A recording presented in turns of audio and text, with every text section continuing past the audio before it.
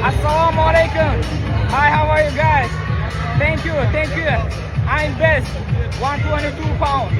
And you're right, we're coming. Let's go. がここにいるうちの本物のスクールスポーツのために行こうぜベイビーバンこの国には気をつけて、現実になることがありますからね。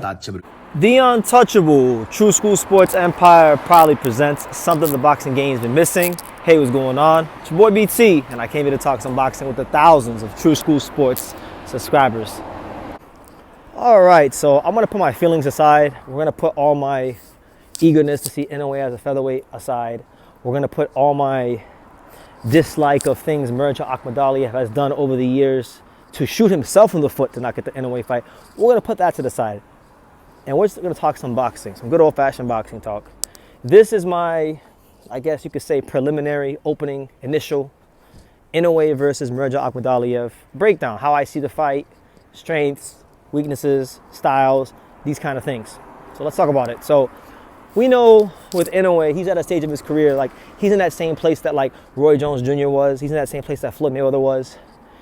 Not saying he's as good as those guys or as bad. I'm just saying like those guys reach such a level of dominance in their careers that they could fight really, really good fighters, like guys that were champions, guys that were really elite, but it doesn't even feel like they're elite because of how great of a level they're operating on.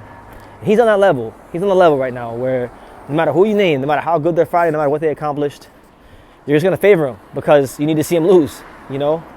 So he's going to go in as a favorite against Murodjon. And I'm sure a pretty good favorite. I'm sure he'll probably be like a 4-1 or higher favorite against Murodjon Akhmadaliev. No doubt about it. Especially when you consider that, you know, Inoue did beat the guy and he stopped the guy that Murodjon lost to in Marlon Tapales. So that even makes people think even more that Inoue is going to dominate this guy.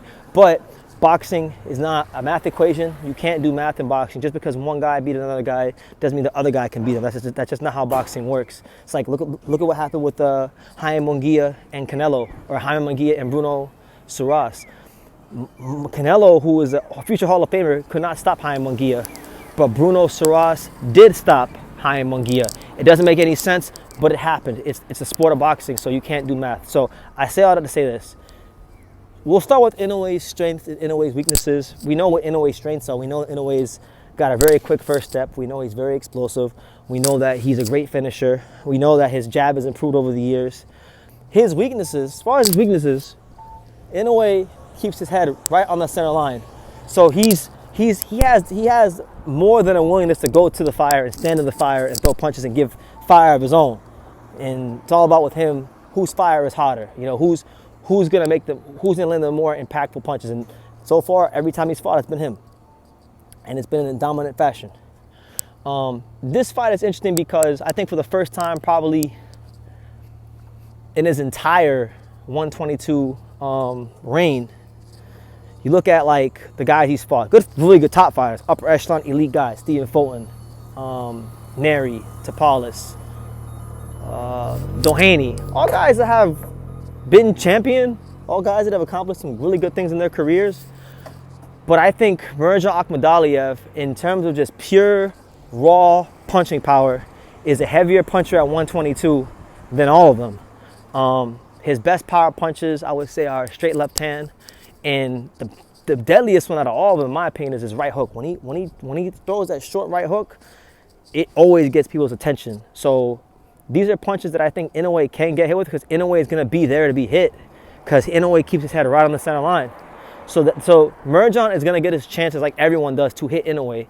But the question is going to be, does he have the durability and the will? Does he have the will? Like, is he going to be willing to take those shots to continue to deliver what he's got? You know, that's where I think he comes unstuck in this fight because I think he has the firepower to do something with Inoue. I don't think he's got the durability to do anything with Inoue. That's where he comes unstuck, right? And on top of that too, like Murodjon fights kind of straightforward. He doesn't really have angles like that. He don't fight you in angles. I think a guy who could be Inoue will have to fight him in angles. So there's that as well. For the Murodjon side of things, as far as his weaknesses, well, he's like a lot of other Uzbek fighters we've seen in the past. Uzbek fighters have a style that's very disciplined, fundamentally sound, regimented, and you know, because of that, they box a lot mid-range and outside.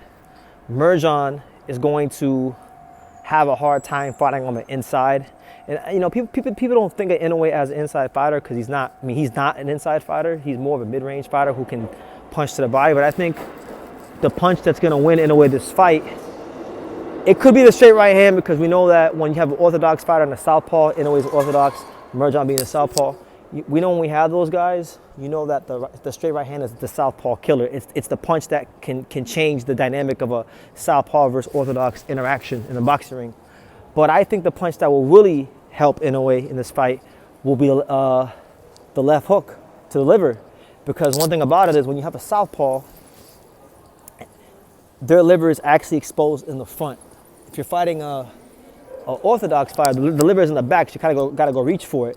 But if you're fighting a southpaw, the liver is right there in the front, so you don't got to extend as far when you throw the hook. So I think Inoue wants to get a stoppage this fight. The key for him is going to be setting up that left hook, a very short left hook to the body of Murodjon. And I think he's going to do that by lulling him to sleep with his jab, with a steady diet of right hands down the middle. Just get him used to seeing punches down the middle, and then get him to come up in that real high guard. And then when he goes to the higher guard, that's when you drop the atomic bomb to the liver, and then you get him out of there. So that's just my thoughts on the fight. I think it's going to be a good fight. I think the fight's not going to go past 9 rounds. I think Inoue is going to get hit with something big. He might even get buzzed and dropped. But I think in the end, Murodjon is going to run out of gas. He can't really fight on the inside. He doesn't throw enough. He doesn't have a high enough output of punches to put Inoue on his back foot. So I think Inoue is going to find a home for that right hand as the fight goes on, make the adjustment, and drop the atomic bomb to the liver and probably stop him. So, but it'll be a good fight. It'll be a good fight, you know. And Murodjon can come back, and you know the stock will go up, and it'll just be about like after that for him, like does he have the wherewithal to be champion again? But I think his stock will go up in this fight, because I think Inoue is going to give him too many opportunities to get hit with big shots, and he will get hit with big shots. And it's not going to shock me if he gets dropped or hurt, because Murodjon is punching like that. But Murodjon just doesn't have the output. He doesn't have the output to do it the whole fight. And he can't really fight. And Inoue is probably the best mid-range fighter in boxing. So that's where he's going to come unstuck. But it'll be a good fight. So let me know what you guys think. What do you guys, the fine folks of boxing, think about that potential matchup? Those are my actual unbiased thoughts about the fight. Like no eagerness towards Inoue at featherweight involved in this video. No being mad at Murodjon for the past in this video. Just straight boxing talk. That's how I think it's gonna go. So let me know what you guys think in the comments down below. Make sure you guys take the time to subscribe. And like I say in every single one of these videos, you can love me or you can hate me. But I'm just a kid from Daniel. So until next time, take care, guys. Thank you for watching another video on the untouchable True School Sports Empire. For more great boxing content just like this, make sure you guys click right over here. Keep watching my boy BT put on the best interviews out here.